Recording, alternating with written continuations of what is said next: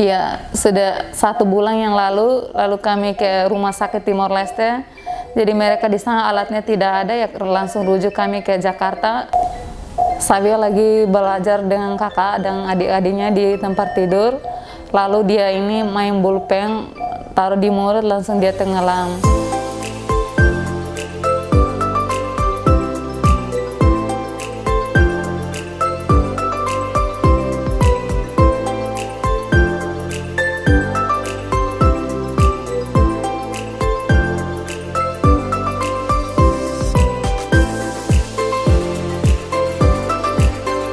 Nama saya Veronica Freitas, saya orang tuanya Savio, kami dari Timor Leste.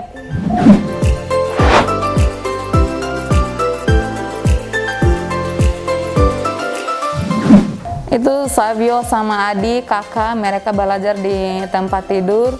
Lalu saya juga tidak tahu, saya juga di kamar saya, entah mereka main-main, kebetulan dia langsung ini tenggelam bulpen. Lalu dia sama kakaknya datang. Kakaknya panggil-panggil, "Mama, adik saya ini sudah tenggelam sesuatu." Saya kira ular gak apa. Kakaknya bilang, ini dia juga, kakaknya juga sudah takut. Tante dia bilang begini, "Oh, bulpen punya mata." Lalu saya ini lihat Savio punya tangan, tapi bulpen dia ini masih di tangannya. Atau saya langsung ini panggil bapaknya, "Ini kita cepat pergi emergensi dulu." Lalu kami pergi ke sana, entah dokter bilang ini kecil itu. Tadi nanti ini ibu kasih air sama pisang, jus. Nanti dia sudah ini sudah kasih keluar di ini tai. Entah ya kami saja percaya ya kami langsung kembali ke rumah. Lalu hari Sabtu ini dia akan masuk ke sekolah, entah saya bawa dia ke sekolah. Lalu dia di sekolah tidak sampai jam 10 begitulah. Itu gurunya langsung telepon saya. "Oh, Mama Savio sakit." Lalu saya ke sana, saya memang pegang anak saya, tapi dia ini sedang demam, dia batuk, pilek. Atau saya langsung ke rumah, saya langsung telepon bapaknya kan ini pergi kerja. Entah saya telepon bapaknya, "Bapak ini cepat datang dulu, Savio demam sekali. Kita bawa ke rumah sakit ini hospital Gilwal Dare." Entah kami bawa ke sana, langsung ronsen sama ronsen, tapi ini paru-paru sebelahnya langsung putih. Lalu dokternya bilang, "Ayo ibu, berdoa saja." Lalu kan di sana tidak ada alat, langsung mereka bilang, "Ini kita bikin rujuk langsung ke ini rumah sakit harapan kita." Begitulah ceritanya.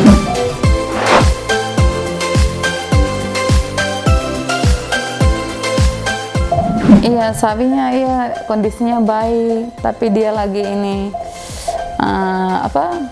batuk, itu saja.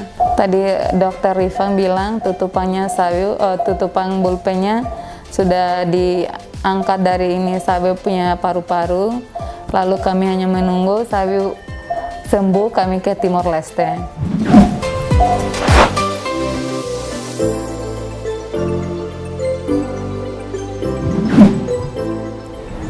Pasien ini merupakan rujukan dari rumah sakit luar dengan keluhan dugaan aspirasi benda asing di saluran pernafasan yang telah berlangsung selama 1 bulan yang lalu.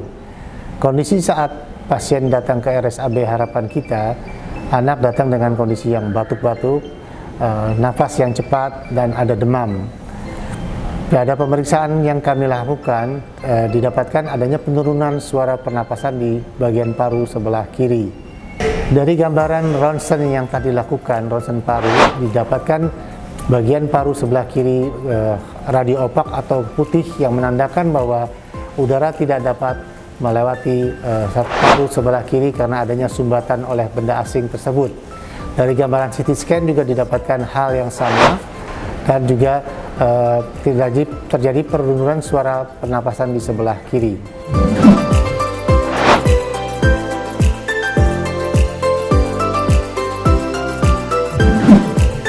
Dengan berdasarkan data-data dari riwayat perjalanan penyakit, hasil pemeriksaan fisik dan penunjang, maka kami putuskan untuk dilakukan tindakan bronkoskopi dengan tujuan untuk mengevaluasi ada atau tidaknya benda asing ataupun lokasi di mana terjadinya benda asing tersebut, dan kemudian untuk ditindaklanjuti dengan pengeluaran atau ekstraksi dari benda asing tersebut dengan cara-cara yang disesuaikan dengan kondisi pada saat itu.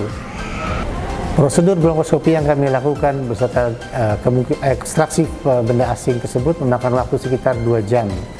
Hal ini mengingat lokasi yang sulit dan sudah terjadi selama 1 bulan ini, sehingga menyebabkan jaringan granulasi menutupi benda asing yang ditampak pada saluran napas tersebut. Lokasi benda asing yang kami temukan adalah di saluran napas bronkus utama kiri dan tampak lebih sempit dibanding yang normalnya. Untuk itu kami lakukan pelebaran saluran napas dengan menggunakan laser, lalu kemudian kami usahakan mengeluarkan dengan aksesoris bronkoskopi yang kami gunakan adalah forceps dan dikombinasi dengan prop dari krioterapi. Ya, benda asing yang kami temukan adalah ujung tutup pulpen yang berwarna biru, panjang 2 cm. Kondisi pasien selama prosedur, kondisi dalam keadaan stabil. Prosedur ini juga tidak terjadi perdarahan yang berlebihan, perdarahan hanya rembesan saja, dan pasca tindakan juga tidak terjadi perdarahan ataupun komplikasi yang lainnya. Pasca prosedur bronkoskopi dan ekstasi benda asing ini, pasien dalam kondisi yang stabil, namun mengalami batuk-batuk yang hebat mengingat lendir yang begitu kental dan banyak dari saluran napas yang tersumbat selama 1 bulan terakhir ini. Tapi secara umum, tanda vital, saturasi, dan proses pernapasan berangsur-angsur membaik. Pasca prosedur evakuasi benda asing ini, pasien masih memerlukan pengamatan dan pengawasan, serta masih perlu diberikan antibiotik mengingat ada gejala infeksi paru sekunder akibat sumbatan jalan napas tersebut. Kira-kira akan memakan waktu antara 3-5 hari untuk pemberian antibiotik.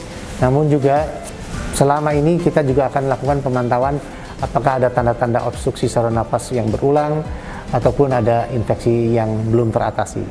Kami berterima kasih yang sebesar-besarnya kepada teman-teman sejawat kami, tim operasi yang melakukan prosedur ini bersama-sama kami, dari tim anestesi, tim bedah sentral, dan teman-teman lainnya yang begitu banyak membantu keberhasilan prosedur ini.